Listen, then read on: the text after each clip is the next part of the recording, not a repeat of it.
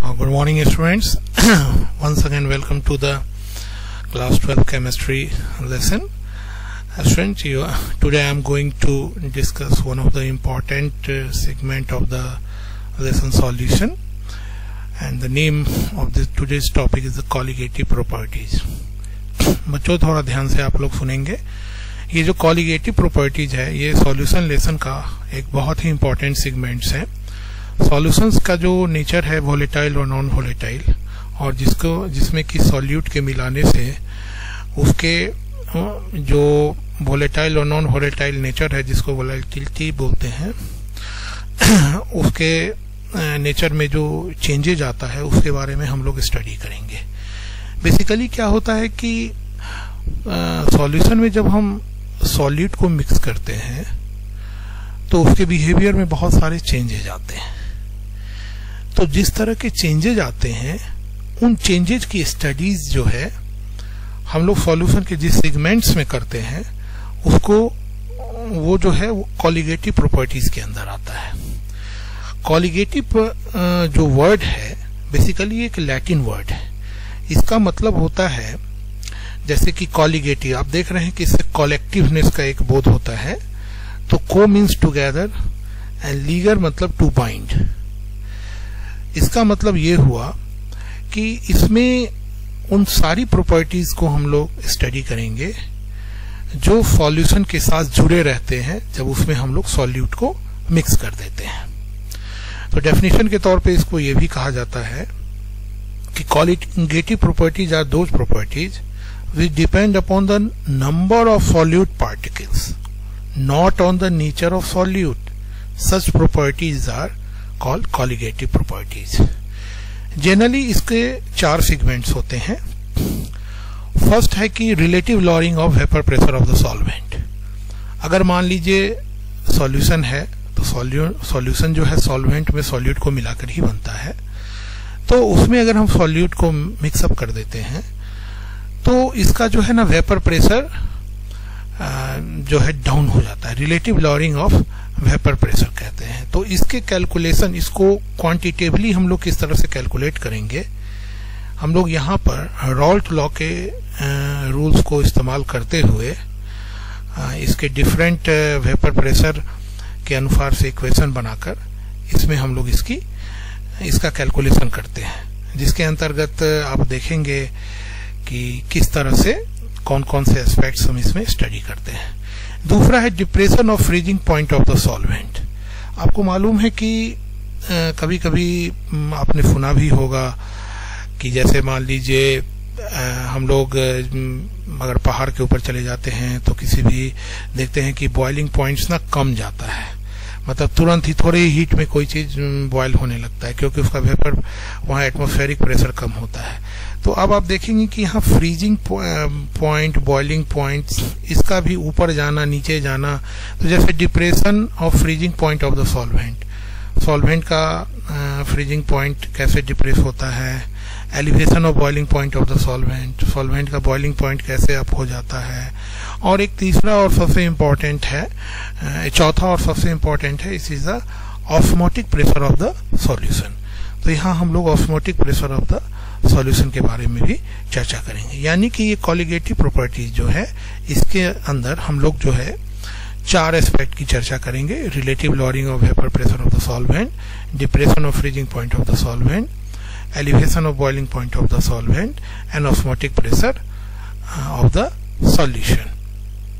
तो अभी हम लोग इसको देखेंगे जरा सा कि vapour pressure, lowering of vapour pressure क्या होता है. देखिए इसमें क्या है कि आप देख रहे हैं यहाँ पे आपको दिखाया जा रहा है कि एक प्रकार का सॉल्वेंट और एक प्रकार का सॉल्यूशन है जिसमें कुछ सॉल्यूट और सॉल्वेंट दोनों मिले हुए हैं. तो इसमें क्या कहा जा रहा है कि when non volatile solute is dissolve in solvent the vapour pressure of solvent is lowered. आपने वैसे भी देखा होगा कि जब बहुत ज्यादा झाग या बहुत ज्यादा बॉइलिंग होता है या कहीं उफन रहा होता है तो उसमें कहते हैं कि थोड़ा सा अगर कुछ सॉलिड चीज मिला दीजिए या कुछ उसमें बाहर से एडिशन कर दीजिए. आपने किचन वगैरह में भी देखा होगा उबलते हुए चीजों में अगर ऊपर से हम कुछ मिला देते हैं तो अचानक से जो है उबलना उसका बंद हो जाता है. Solvent molecule on the surface which can escape into vapor is replaced by the solute molecule and have little if any vapor pressure. तो हम लोग इसमें आगे देखेंगे कि इसका कैलकुलेशन किस तरह से होता है। देखिए इसमें रॉल्फ्स लॉ के ही रूल्स का इस्तेमाल किया जाता है। रॉल्फ्स लॉ के अकॉर्डिंगली जो है वेपर प्रेशर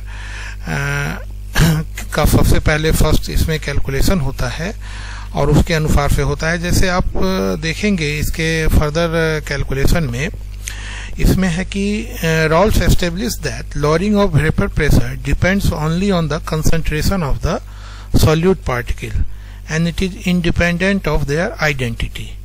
मतलब इसमें सॉल्यूट के पार्टिकल का होना मात्र ही काफी है, वो किस तरह का है उसकी आइडेंटिटी से कोई ज्यादा मतलब नहीं है।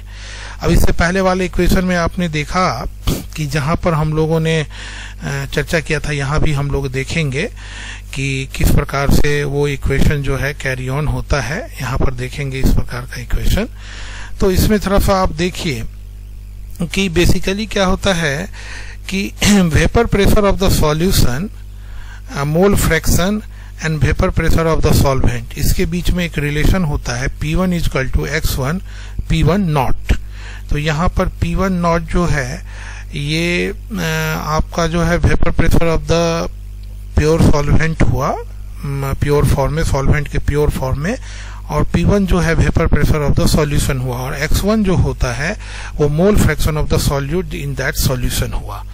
तो यहीं पर हम लोग आगे फिर देखेंगे कि the reduction in the vapour pressure of solvent is delta P1। Delta P1 मतलब पहले के का जो कंडीशन था और सॉल्यूट के मिला देने के बाद दोनों में जो चेंजेज आया, the changes that occurred in the vapour pressure of the solution is denoted by delta P1। तो इस तरह से करने के बाद एक इक्वेशन आता है बच्चों, वह इक्वेशन जो है आप जरा सा इस पे गौर करेंगे तो आपको ये वाला पोर्शन जो है देखिए ये नजर आ जाता है, and this is the relative lowering of the vapour pressure. अब यहाँ पर देखिए ये P not a minus PA है, तो यहाँ और ये P नॉट ए है, ये यहाँ पर बेसिकली आपको सॉल्यूशंस को दिखाया जा रहा है, और PA नॉट जो है वो क्या कहते हैं वेपर प्रेशर दिखाया जा रहा है ऑफ द प्योर सॉल्वेंट का।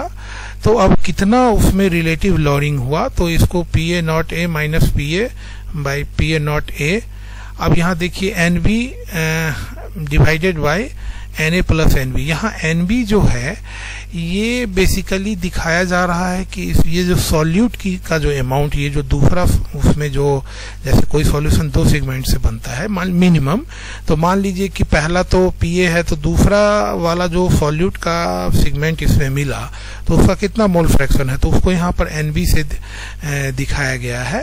तो पहले जो सॉल्वेंट है उसका Na यानी PA का जो जिसका ये सॉल्वेंट A है, A का ये क्या कहते हैं पार्शियल प्रेशर हो गया P, और उसी का ये मोल फ्रैक्शन हुआ Na। ठीक है, तो Na प्लस NB, और चूंकि NB के मिलाने से ही इसमें वेपर प्रेशर की कमी आई है, इसलिए NB को हम ऊपर रखेंगे, NB by Na plus NB। अब यहाँ देखिए कि डाइल्यूट सॉल्यूशन में क्या होता है कि सॉल्वेंट के कंपैरिजन में सॉल्यूट की मात्रा बहुत ज्यादा कम होती है, तो उस क्रम में हम लोग जो Na प्लस NB है इसमें हम लोग NB के अमाउंट्स को नेग्लिजिबल कर देते हैं। जब नेग्लिजिबल कर देंगे तो ये PA nought minus PA by PA nought A equal to NB by Na हो गया।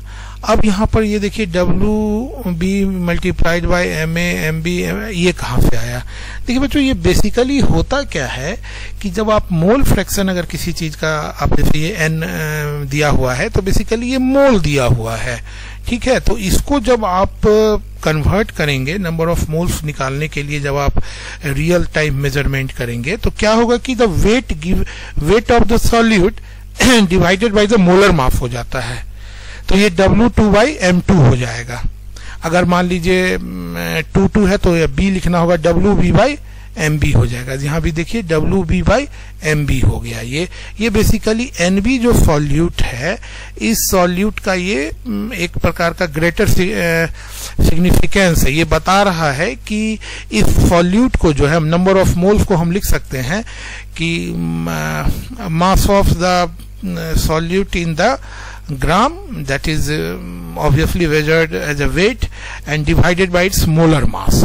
यहाँ देखिए तो वही यहाँ किया गया है। फिर A के लिए वैसा ही MA/WB A कर दिया गया है और इसको जो है यहाँ पर रख दिया गया है। तो अब इसको जैसे ही हम लोग इसके बदले में NB/NA के बदले में हमने लोगों ने इसको डाल दिया, तो इसके डाल देने से क्या हो जा रहा है कि आपको एक प्रॉपर जो है मेजरमेंट मिल जा रहा है।